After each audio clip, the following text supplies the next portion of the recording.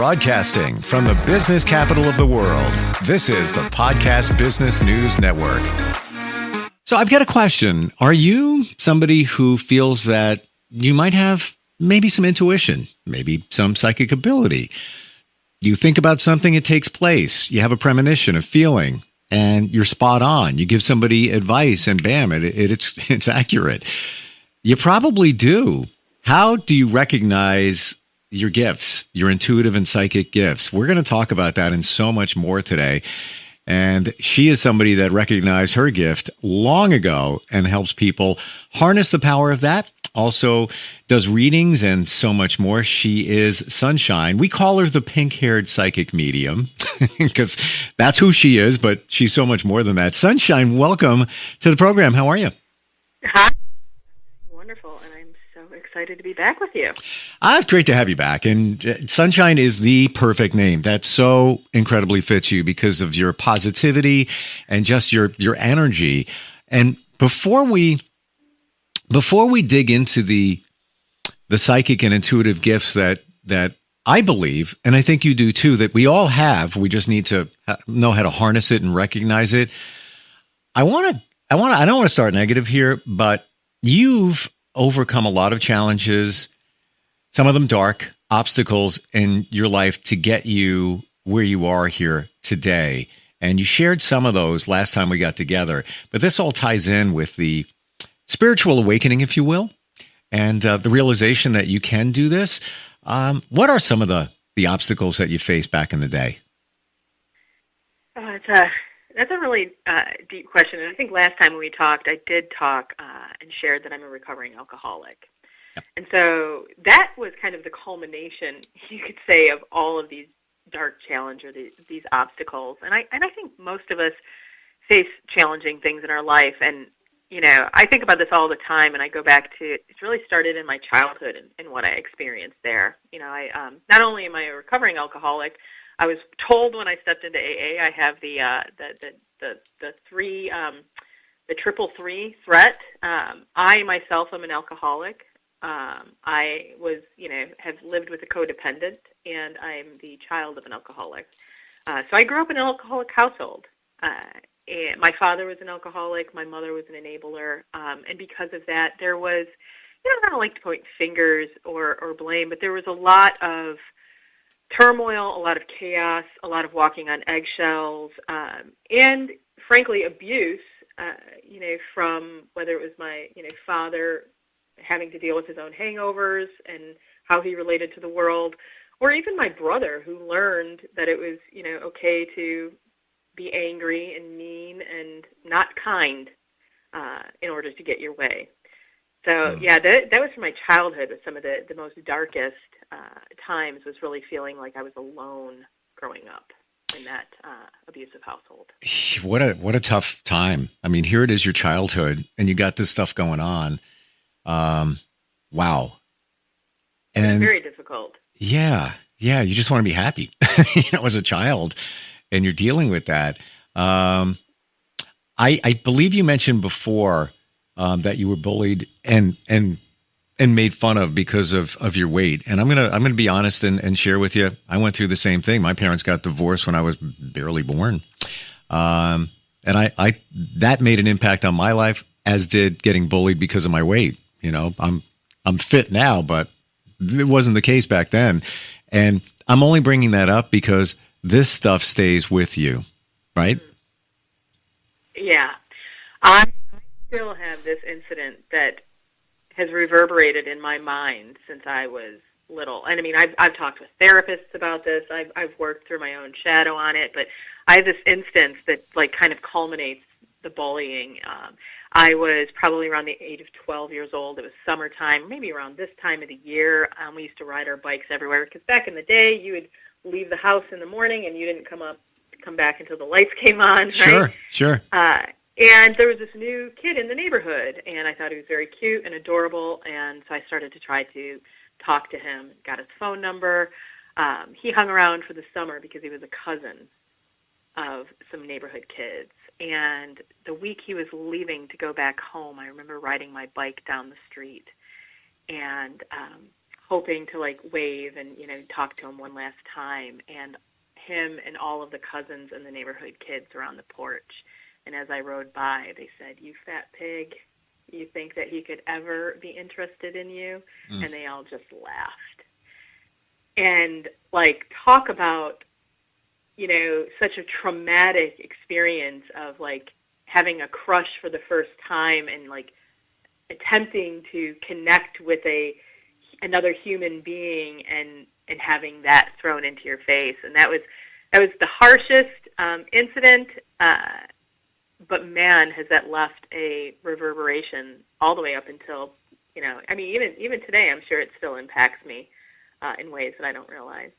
Yeah, and not to get even deeper, but a lot of this stuff stays in our subconscious, and we don't even know it's in there because as you talk, Sunshine, you're bringing up memories for me, like things like, remember that happened? Remember that happened?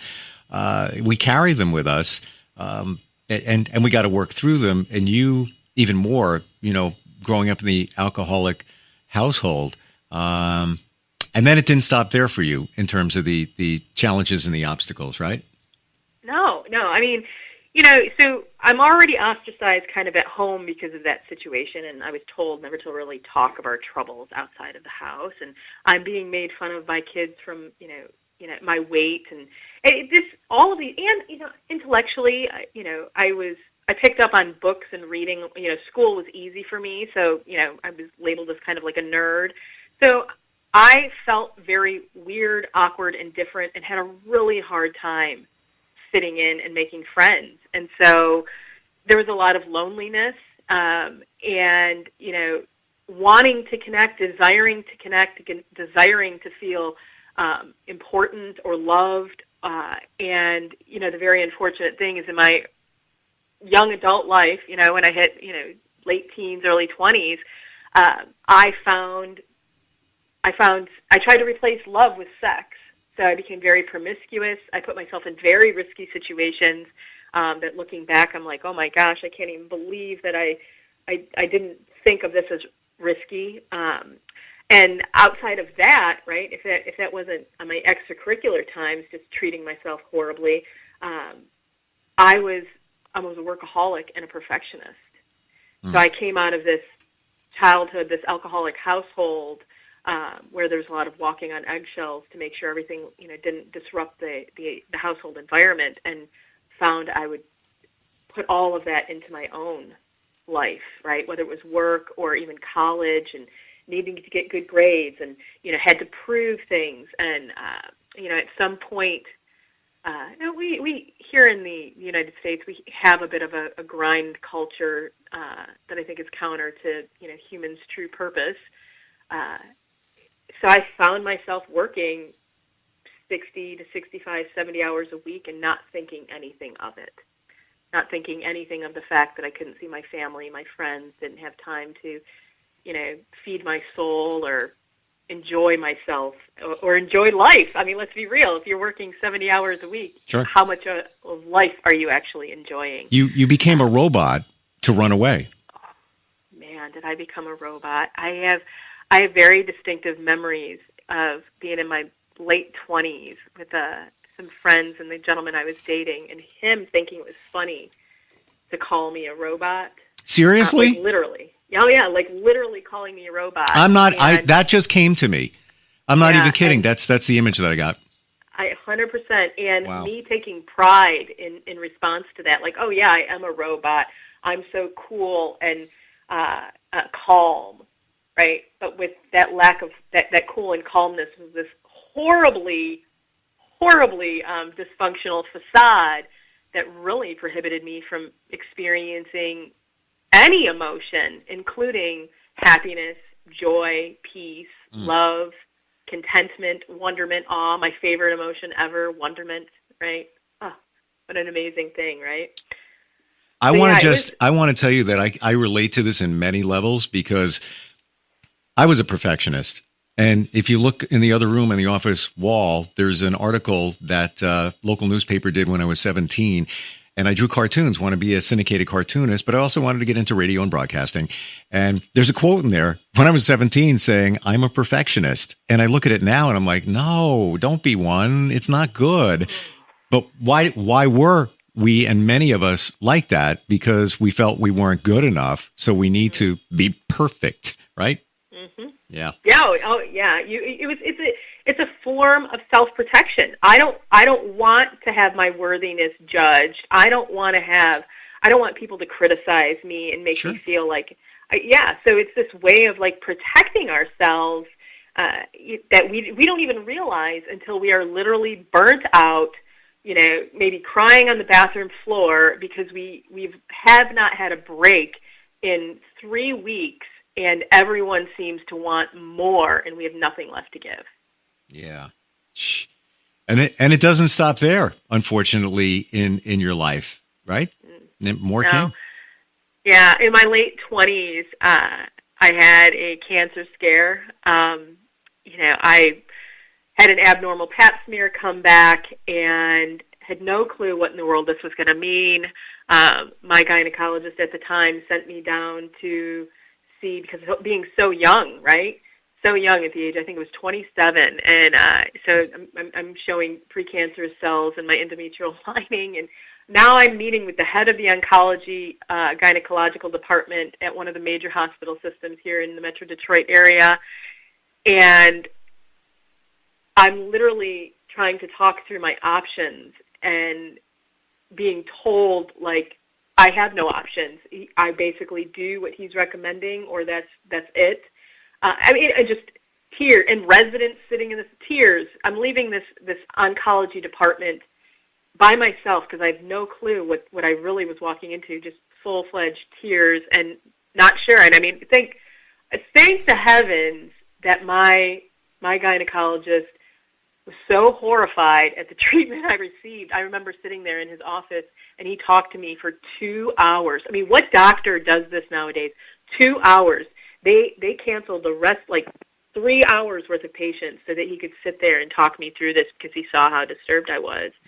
And it was just, I mean, we treated it, we found a way, and I'm screened every year now just to ensure that it doesn't, return. But it was a huge scare, like literally facing this mortality at the age of like 27 that no human being should have to, though I know some do, right? And then shortly thereafter, even though that happened, it wasn't over. I had an emotionally abusive marriage, reflective very much of my childhood, right? We often, our first kind of big loves tend to reflect a lot of our childhood, and then we learn, oh, wait a second, this wasn't what I wanted, right? Thanks for the reminder. And so through all of this, and, even though I had this beautiful facade in this space, and I had a career, I mean, my career, I've excelled. Being a workaholic and a perfectionist, you will excel in your career, right? I mean, it's pretty impossible not to, but you just don't have a lot of fun, enjoyment, love, peace, happiness along the way. And so there was a lot of self-deprecation during those times, a lot of my own self-abuse, my own not listening, my own diminishing what my needs and my wants and my desires were, because I thought there was this prescribed way that we were supposed to live, and by golly, I was doing it. I just wasn't doing it well enough. Yeah. It's challenging because you think it's okay, but you have have money. All right, great. That's fantastic. If you're empty, it means nothing. Look at all the people that win, millions of dollars in a lottery. 95, I think the number is 95% of them are miserable, or it changed their life in a horrible way. Same thing when you work hard. I got it. I did it. Yeah, but I'm not happy. What's the point? Doesn't mean anything. Yeah. I mean, if your definition of success is just to have a bunch of the numbers stacked up in your bank account, sure. Good luck with that. Exactly. Good luck with that. Yeah. I think many of us would happily just say, I don't need it. And need is the key. Do you need it? Many of us, we're okay. We got what we need. Yeah, sure. Millions would be great, but not realistic. And even if you had it, it probably would change your life like it did for all those other people. Why do you think we go through these dark times? Many say that it's to learn. We're here to learn. That's what life is about, to learn. And like, you went through a lot. Was there a lesson there? How do you feel about all of that?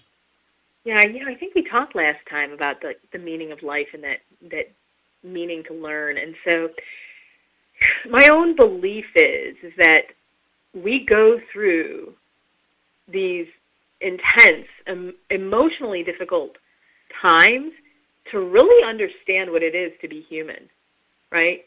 To recognize that we make mistakes and we're infallible, like we are not perfect, and to see that there is a different way, and we are incredibly powerful and capable of overcoming these things, and it's like, I think about this sometimes. Like, there are folks that go through life and they're like, no, I just didn't have a lot of hardships, and I didn't. And I'm like, God, that's so beautiful that you didn't, right? Is that, and those people, there's a few of them that are truly still happy, right? They're like, no, I'm blessed, I'm happy, I really haven't had, and what a wonderful thing. I don't think that is the situation for the majority, though, right? All of us are going to face something that is truly emotionally intense, and the purpose behind that is to truly learn that we are resilient and capable of overcoming anything. Yeah, I'm with you. Thrown our way. Sunshine, I'm with you on that. I really am. Because sometimes you turn around and say, how the hell did I do that? And even in the last couple of years of my journey, people turn around to me, even my son, and it's very close to him.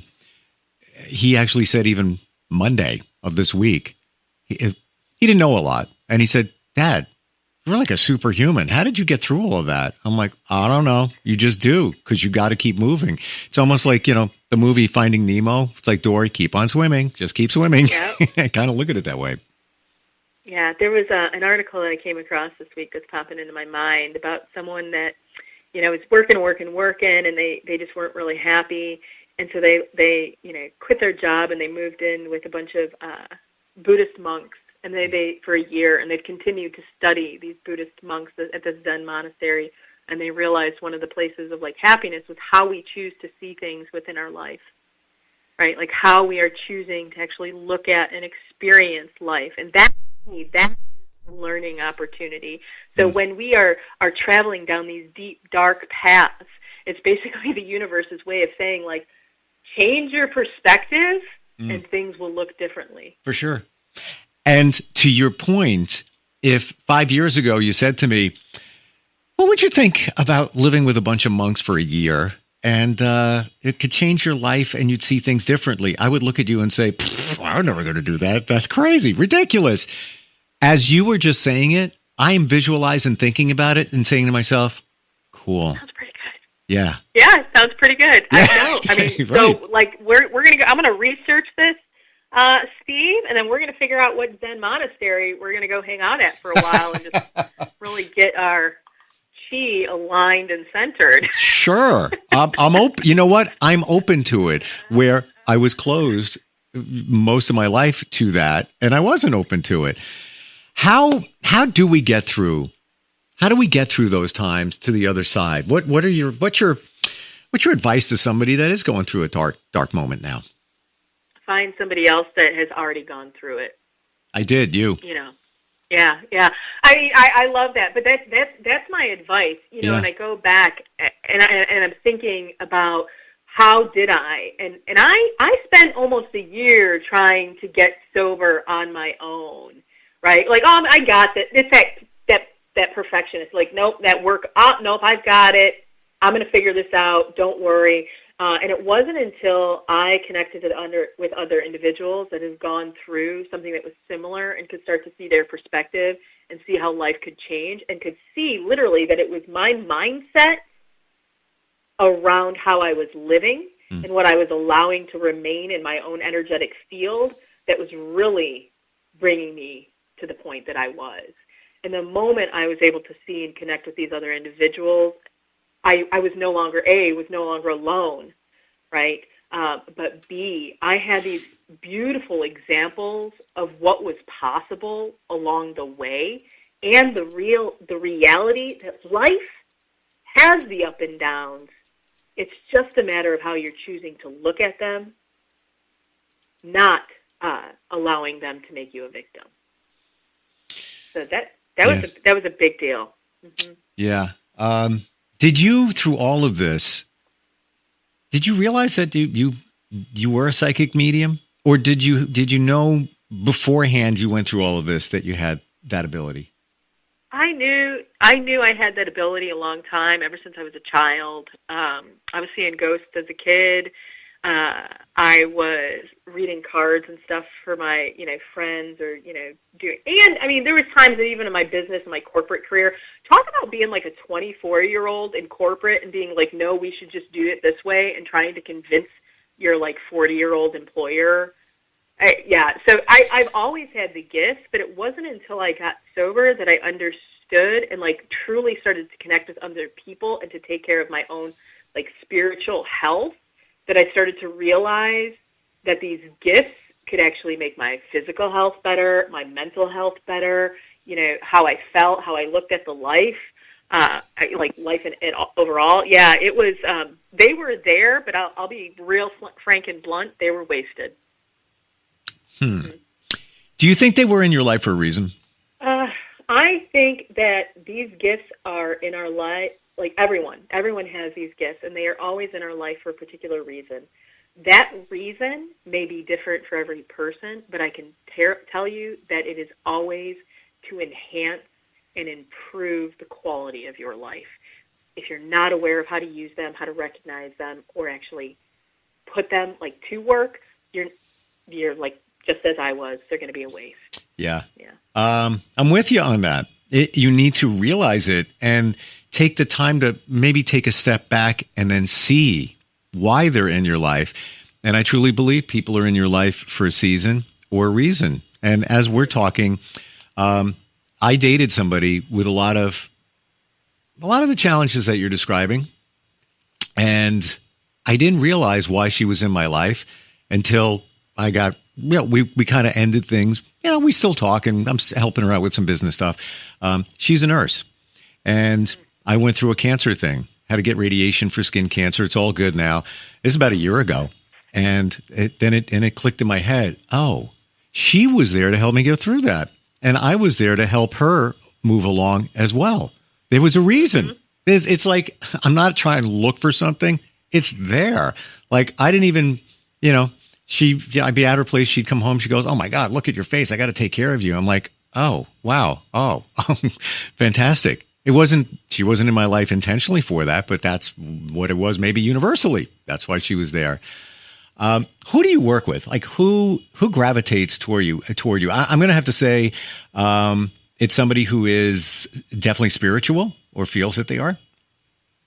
Yeah. People that are spiritual, and I have a Catholic upbringing, so spirituality is really just aligned to you feel like there's something outside of yourself. Mm-hmm. Right? There's a bigger purpose. I don't mean to cut you off. With all due respect, you mentioned Catholic. I was brought up that way too. This spiritual has nothing or doesn't have to have anything to do with religion. I think people kind of like look the other way, like, I don't want to deal with, I'm not talking religion here. No, we're not.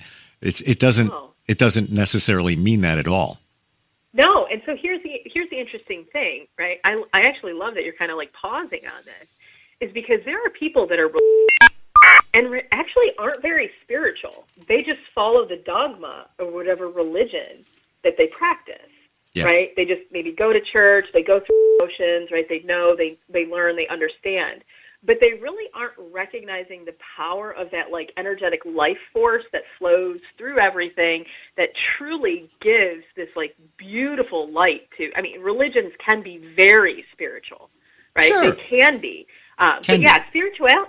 Spirituality is a personal belief of something outside of yourself that gives greater purpose to why, we're here.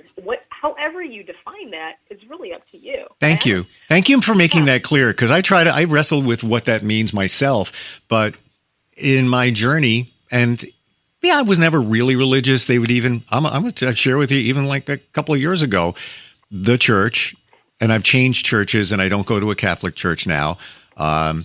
And I don't go very often either. I'm not very, very religious, but they would ask me to read at church because, hey, you have a great voice. I'm like, okay, I'll help you guys out. No problem. I didn't even know what I was reading. But I'm there to help people. But I believe there's a universe that supports us. What is this universe? Is it a God? I don't know. Is it just energy around us? I don't know. Could be all of that. What do I know? I just know there's a universe, and I believe in that. Yeah, and that's I always just spiritually curious. Folks that are in that same spot that you and I are, Steve, that say, what's possible? I don't know. I'm not going to make any definitive answers. I'm going to respect your beliefs and my beliefs and anyone's belief, and anything is possible, right? That spiritual curiosity is probably the number one thing, the reason why people are drawn to me, because I am truly here to embrace whatever you believe. And let's talk about that. How is it serving you? How is it working for you? How do you incorporate that into your life to enhance your own spiritual energy, right? I don't need to work against it. I don't need to define something for you. You already have a belief. Let's bring that up. Let's empower it. Yep. 100%. And again, you can't prove it. So if you believe it, then maybe it's true. Maybe what you believe is true. Maybe what I believe is true. I don't know. but if it supports you, that's what's important. If it helps you. I was blessed in my early 20s. I don't know if you're familiar with the philosophical framework of existentialism. No. In essence, it's kind of a very egocentric thing, but it's every individual has its own perspective, and so from a philosophy, it's often a moral debate. So what you believe is right for you is actually what is right, and no one can argue that. Right? That's right. It's correct. It is your belief. And so I was blessed in my early 20s to have kind of stumbled across this philosophical belief. It resonated with me. And frankly, I think it's one of the reasons why I can connect with any individual, because I love differences. I love that you can be your own person and I can be my own person, and we can just be cool people together. Yeah, because you're open to it. And I believe, or at least I'm thinking here, that you went through a lot to make you more open to all of this. Maybe if you didn't go through, all of your dark challenges, and I'm sorry that you did, but you might not have been open to a lot of this. So maybe that was your awakening, your spiritual awakening. I don't know. I'm just thinking. I don't regret it. I don't look back on my life and take a victim stance to anything that I've went through. It all had purpose. It all had reason. I mean, a lot of the things that I have gone through allow me to relate and connect to people in a way that I never could have if I hadn't, right? Whether we're talking about the alcoholism, the workaholism, the abuse of the trauma in my childhood, the struggles with my weight, the feeling ostracized, I couldn't. That is a way I'm able to relate, and so no, I don't. I love my life. I love the experiences that I had. But guess what, Sunshine? All of those things you couldn't have controlled. So what? I was overweight. You were overweight. People are different. People are people. It's how people reacted to it. You can't control them. You couldn't control your mother and her thoughts. You couldn't control anything your father may have done. You couldn't control those kids that made fun of you because you had a crush on a kid back in the day. These are all things that were out of our control. So when we look at it that way, we're beautiful. We're good people. It was others, and unfortunate for them. And listen, they have their dark challenges, which probably makes them act the way they do and did. And that gets us to the end of our podcast because we're out of time. Man, I could just keep going with you. Really good. Oh, well, good news. We get to go again next week, Steve. Fabulous. Anybody wants to work with you, maybe they are going through dark challenges since we opened that dark door today, or they want to talk to you on a psychic level. How do we find you? You can always find me by visiting the website, www.sunshinereadings.com, or sending me an email. I love email. You can reach me at sunshine@sunshinereadings.com. I do answer all emails personally myself. So I'd love to hear from anyone that's, going through a dark time or is just curious, how to leverage and use their gifts in the same way that I have been blessed to learn how to use. I mean this with my heart. You are a beautiful person.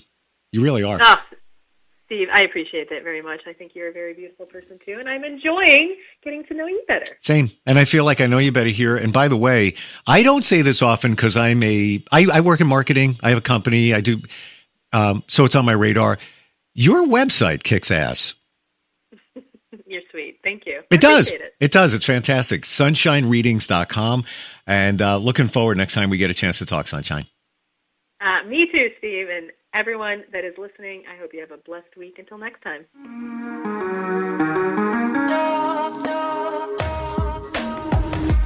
Broadcasting from the business capital of the world, this is the Podcast Business News Network. Hi, this is Terry Crews, actor, former football player, game show host, father of 5, and all-around big dude. I'm also an expert on drama.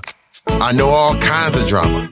There's the good kind that comes with having a house full of kids. There's the bad kind like season-ending injuries.